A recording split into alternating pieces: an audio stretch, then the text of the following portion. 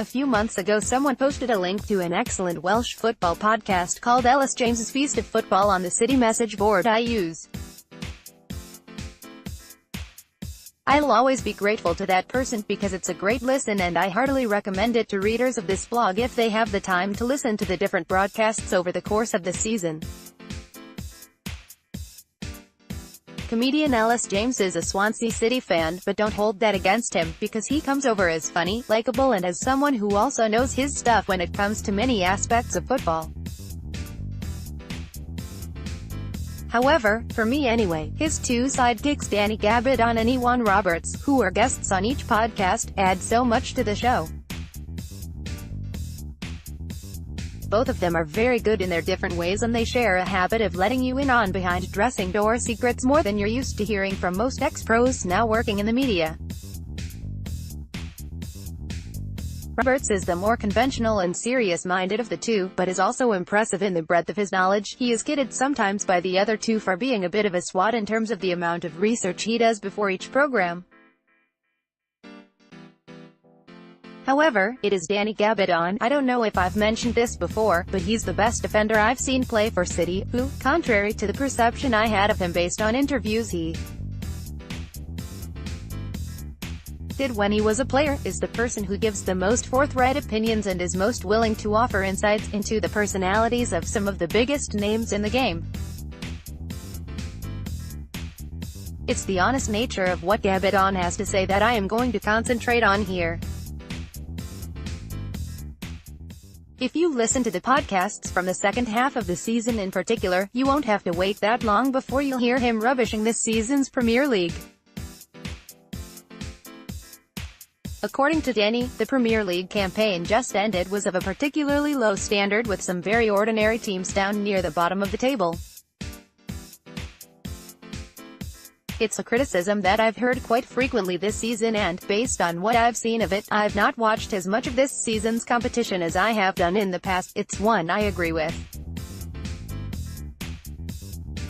There are common themes to the criticisms I've heard. While there is an acknowledgement that Manchester City are one of the better teams to have won the competition since it became the plaything of Sky TV and Rupert Murdoch just over a quarter of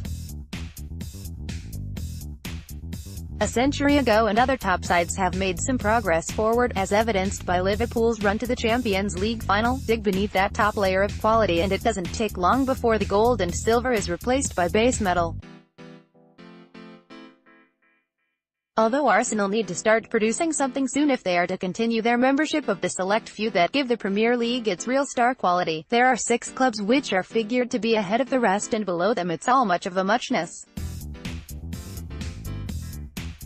The new ownership at Everton meant that they were being touted this time last year as a side which could prompt a situation whereby the usual suspects might face new competition for their Champions League places, but based on what I saw during the first half of the campaign in particular, the Merseysiders' finishing position of 8th greatly flattered them.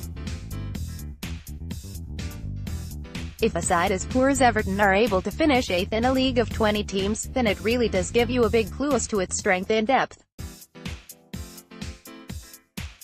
From what I've heard of Elis James in the various podcasts I've listened to, he is under no illusions as to how poor his team has been for the last 3 seasons and Swansea's continued presence in top flight in 2017-18 told you as much about the level of ability shown by those at the bottom end of the Premier League as it did to the Jacks' talent for survival. I've mentioned before on here that the definitive textbook on how not to survive in the Premier League could have been written with our 2013-14 season in mind, but if there had been a sister publication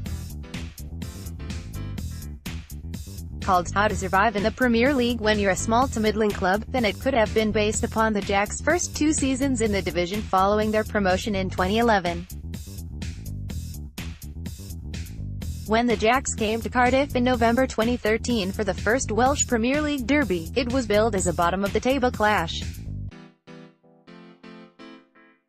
Swansea were in a proper relegation fight for the first time in their Premier League existence, and, despite him having won a first major trophy for the club a little over 6 months earlier, there were plenty of calls for manager Michael Laudrup's head at the time. These only increased after their defeat at Cardiff City Stadium, and by the time of the return fixture in February, Laudrup had gone. Gary Monk took charge of the Jacks for the first time in the game at the Liberty, where City's limp 3-0 defeat only added to the growing feeling that Ole Solskjaer was not the man to extend our stay in the top flight into a second season. While we subsided to our inevitable relegation, Swansea comfortably avoided the drop and, albeit with a more pragmatic style than the Premier League had been used to, they prospered for a season under Monk. However, having earned a reputation for finding transfer gems that did not seem to be on the bigger clubs' shortlists, Swansea, for whatever reason, promptly lost the knack, and their transfer dealings in recent years have been a long way short of the quality of 3 years and more ago.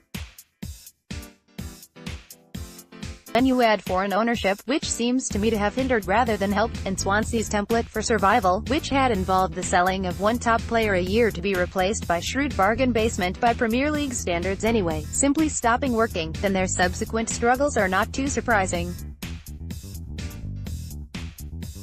Suddenly, where the feeling of continuity that had existed had only been broken when bigger clubs came in for their managers, it was now a case of the Jacks going through 2 or 3 bosses a season under ownership which seemed unwilling or unable to act on, or even acknowledge, that the club had changed fundamentally from those days when they were envied by so many. Indeed, when the end came for Swansea as a Premier League club last weekend, it had the feeling of a pet being put out of its misery. The club that had been proclaimed as many people's second Premier League team, with an attractive and effective passing game which earned them much admiration, went down playing defensive stuff with what looked suspiciously like a long ball approach. They had become a characterless bled on the best league in the world, and I get the impression that few outside of their immediate support were too upset to see them relegated. My point in going on about the Jacks at some length is that if a side as poor, and as badly run, as they have been over the past 3 seasons can survive in the Premier League as long as they did, then that suggests to me that standards at the lower end of the league have dropped, perhaps only slightly, since we were last there. It used to be said that the Premier League was, in fact, 3 leagues in one, with an elite grouping of 6 or less which could entertain fairly realistic hopes of winning the title, with the consolation for failure on that score being that they would at least be in the fight for a Champions League place. Then there would be a group of about 8 who could dream of a Europa League place and, possibly, a domestic cup win. These sides might end up being involved in a relegation fight, but were generally regarded as having enough about them to win it. Finally, you would have another group of 6 for whom just avoiding the drop would be deemed success. I'd say that, broadly speaking, that was the Premier League we were in during 13-14s, but it was completely different in 17-18s. The elite group were still there, but if there was a middle group, I would say it consisted of Burnley, possibly Arsenal above them, and maybe Everton and Leicester below them. However, both of those last 2 sides spent quite a lot of the season beset by relegation worries, and I think it could be convincingly argued that for 2/3 to 3/4 of the season, the bottom group, as defined by the old standard, contained as many as 13 teams. Now, of course, we've had a Leicester come along and win the thing a couple of years ago, but, more and more, that just looks like a statistical freak to me, because the big boys' hold on the league seems as strong now as it's ever been. Also, just because it was a weak league this season, it doesn't automatically mean that it will be in 18-19s, but while some of those teams which survived in the bottom 13 may make significant improvements with some good transfer wheeling and dealing and/or the right managerial appointment, it's asking too much surely for many of them to do so. Therefore, I would argue that, for a large part of the season anyway, more than half of our fixtures are going to be against sides that would be seen as a relegation rival of ours. Now, I can't remember where it was that I made this comparison recently, but I'm going to use it again. We started the season with a run of 4 fixtures with Burton, Aston Villa, Sheffield United and Wolves, and then we had a sequence of matches against the same teams in late March, early April. comparing the outcomes of these games sends out a clear signal that the Cardiff City of August was a stronger side than the one of this spring. If the August 2017 version of Cardiff City were to face one of those bottom 13 teams at home with the sort of team spirit and belief we showed throughout the season, I'd back us to win quite a few of those games. However, the spring version of the team had got into the habit of losing or not performing against the better teams in the championship, and although that spirit and belief seemed as strong as ever, I'd fear another relegation if we couldn't raise our game to higher levels than that seen against, say, Sheffield United, Villa and Derby recently. The dilemma for Neil Warnock and the management team is if there is a feeling that we need new players to improve the team, and it seems there is, does that carry the same sort of potential problems as we saw in 12/13 when a side quite like the current one in many respects, was taken apart to include a series of expensive signings on wages that impacted on how we operated for years afterwards? The alternative is to put more trust in the promotion squad than was shown last time around. Based on what we saw over much of the second half of the season, I doubt if this is going to happen, despite the earlier evidence that the current squad have it in them to play good quality stuff when they are on their game. As mentioned above, the early evidence is that we will be pretty active in the transfer market in the coming months. Don't forget that the transfer window closes about 3 weeks earlier in the coming season. There have been quite widespread stories about 5 or 6 new signings, and I've even seen in one report that the number will be 8. It was broken down into a goalkeeper, 2 defenders, 3 midfielders and 2 forwards. What needs to be remembered is that, for all of the talk about not wanting to see a repeat of the 12/13 spending levels, a significant difference between then and now is the valuation of players, at least when Premier League clubs with the money from the latest TV deal come calling. The one transfer which came to encapsulate the overspending and ineptitude of our summer 2012 dealings was the one which brought Andreas Cornelius to the club. This was the signing which Vincent Ten was able to dine out on when he wanted to reaffirm his feud with Malky Mackay. However, one of a plethora of players we have already been linked with is Andre Gray of Watford.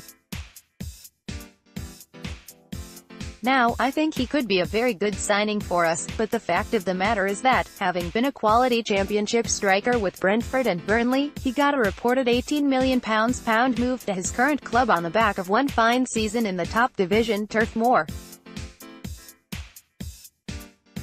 Things have not gone so well for Gray at Watford, and, if we signed him, there would be a chance that it may be for a bit less than Burnley got, but it's likely that, especially when you consider the player's wages, he would cost us double what Cornelius would have done if he had seen out his Cardiff contract.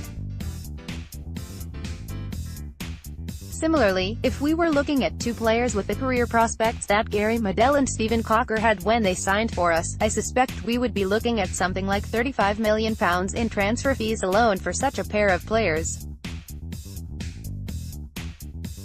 The reality is that the Premier League millions and an eye-watering transfer budget, by our standards at least, are not worth anywhere near as much as it may first appear. City will have to be cute with their transfer dealings this summer, and, with us likely to be shopping predominantly in the overpriced domestic market, the odd quality bossman here and there would be very handy. Mind you, maybe we'd be better off steering clear of the overseas bossman market if the rumors linking us with Hamburg's Sven Schiplock have any truth in them. Even my desire to give every new player a full chance before starting to get critical would be tested to breaking point with that CV. Let's not forget that, despite his justified reputation as something of a miracle worker when it comes to the championship, Neil Warnock, who acknowledges his record when it comes to signing strikers as poor, will forever be damned by the judgment, but he couldn't do the business in the top flight unless he proves those critics wrong next season. You would like to think that our manager would be backed up by a better and more understanding team than we had last time in this league.